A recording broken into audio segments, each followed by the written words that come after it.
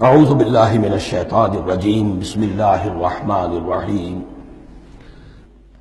مثلہم۔ اب یہاں دو تمثیلیں آ رہی ہیں بڑی پیاری۔ پہلی تمثیل ہے کفار کے بارے میں، دوسری تمثیل ہے یہ بین والے لوگوں کے بارے میں۔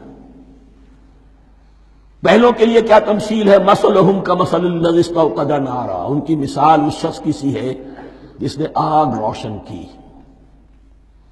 ایک نقشہ کھینچا جا رہا ہے، اندھیری شب ہے جدا اپنے قافلے سے ہے تو، تیرے لیے ہے میرا شعلہ نواق الدین۔ اندھیری شب ہے، قافلہ بھٹک رہا ہے، کچھ لوگ بڑی ہمت کرتے ہیں، اندھیرے میں بھی ادھر ادھر سے لکڑیاں جمع کرتے ہیں اور آگ روشن کر دیتے ہیں۔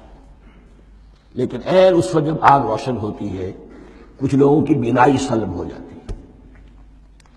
پہلے وہ اندھیرے میں اس لیے تھے کہ روشنی نہیں تھی، اب وہ اندھیرے کے اندھیرے میں رہ گئے کہ روشنی تو خارج میں آ گئی، اپنی اندر کی روشنی گل ہو گئی، بصارت سلب ہو گئی۔ یہ مثال ہے ان کفار کی کہ حضور کی آمد سے پہلے سب بھٹک رہے تھے، کوئی حقیقت واضح نہیں تھی، قافلہ انسانیت بھٹک رہا تھا اندھیری شب میں۔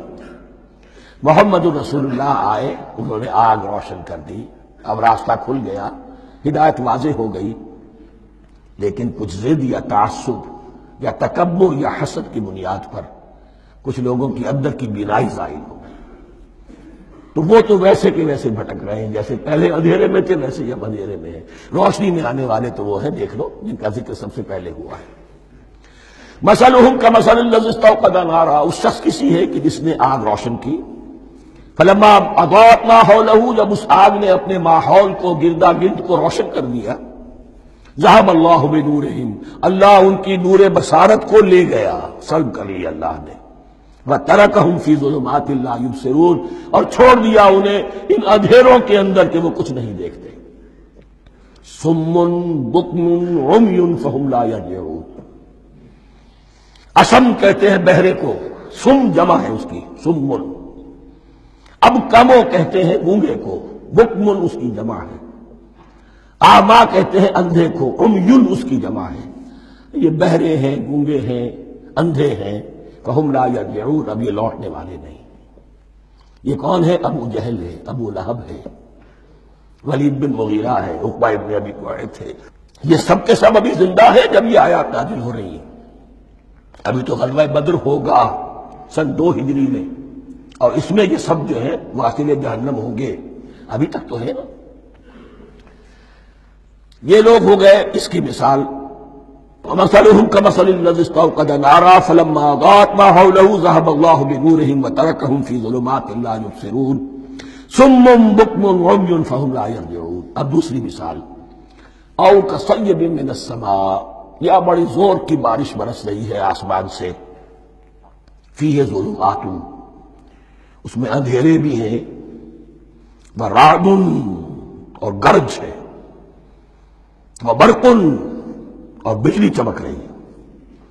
یجعلون اصابعهم فی اذانهم من الصواعق حذر الموت، کچھ لوگ ہیں کہ جو اپنی انگلیاں اپنے کانوں کے اندر ٹھوسے ہوئے ہیں کہ وہ جو کڑک ہے اس سے ان کی جانیں نہ نکل جائیں، موت نہ آ جائے۔ کڑکا ایسا ہے کہ اس کڑکے سے بچنے کے لیے اپنی انگلیاں اپنے کانوں میں ٹھوس رکھی ہیں، حذر الموت، موت کے خوف سے۔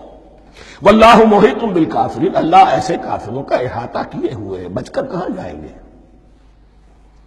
یکاد البرق یخطف ابصارہم، قریب ہے کہ بجلی ان کی نگاہوں کو لے جائے، ان کی بینائی کو سلب کر لے۔ کلما اضاء لہم، لیکن ہوتا کیا ہے، جب ذرا روشنی ہوئی تو چل لیے۔ مشوا فیہ، بجلی چمکی، کچھ نظر آ گیا دائیں بائیں تو کچھ تھوڑا سا چل لیے۔ وَإِذَا أَظْلَمَ عَلَيْهِمْ، اور جب تاریکی ان پر طاری ہو گئی، قاموا، کھڑے کے کھڑے رہ گئے۔ یہ نقشہ ہے ان کا کہ ایک طرف بارش ہو رہی ہے، قرآن مجید ہے، آسمان سے نازل ہو رہا ہے، یہ ماہ مبارکہ ہے، یہ کتاب مبارک ہے، لیکن یہ کہ اس کے ساتھ کڑکے ہیں، گرج ہے، کفر سے مقابلہ ہے، کفر کی طرف سے دھمکیاں ہیں، اندیشے ہیں، خطرات ہیں، امتحانات ہیں، آزمائشیں ہیں۔ ذرا کہیں حالات کچھ بہتر ہوئے، کچھ جسے بریدنگ سپیس کہتے ہیں ملی، تو تھوڑا سا چل لیے، ہم بھی مسلمان ہیں، کوئی خاص موقع نہیں ہے، کسی جنگ کے لیے بلایا نہیں جا رہا ہے، تو بڑھ چڑھ کے باتیں کر رہے ہیں، اپنے ایمان کا اظہار بھی کر رہے ہیں۔ جیسے ہی کوئی آزمائش آئی چھٹک کر کھڑے کے کھڑے رہ گئے۔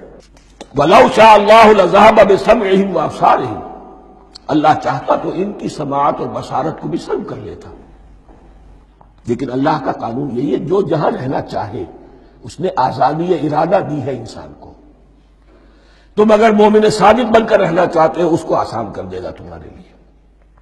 تم نے اپنے تعصب کی وجہ سے، اپنے تکبر کی وجہ سے کفر کا راستہ اختیار کیا، اللہ اسی کو کھول دے گا۔ تم بیچ میں لٹکنا چاہتے ہو، لٹکتے رہو، اللہ تعالیٰ جو ہے جبرن کسی کو نہ حق پہ لائے گا، نہ جبرن کسی کو باطل پر لے کر جائے گا۔ اس لیے کہ جبر اگر ہو تو پھر امتحان کا معاملہ ختم، پھر جزا و سزا بیکار ہے، غیر منطقی ہے، غیر معقول ہے۔ ان اللہ علی کل شیء قدیر، یقیناً اللہ تعالیٰ ہر چیز پر قادر ہے۔ یہ دو رکوع اس اعتبار سے کہ انسانی شخصیتوں کا سمجھنا، اور جیسا کہ میں نے عرض کیا، تعویل عام ذہن میں رکھیے، جب بھی کبھی کوئی دعوت حق اٹھے گی، اگر وہ واقعتاً کل کے کل حق کی دعوت ہے اور اس میں انقلابی رنگ ہے کہ باطل سے پنجہ آزمائی کرنی ہے، باطل کو نیچا دکھانا ہے، حق کا غلبہ کرنا ہے، تو یہ تین قسم کے افراد لازماً ہمیشہ وجود میں آ جائیں۔ ان کو پہچاننا، ان کے کردار کی جو اصل جو اس کے پیچھے پس منظر ہے، اس کو جاننا بہت ضروری ہے۔ صدق اللہ العظیم۔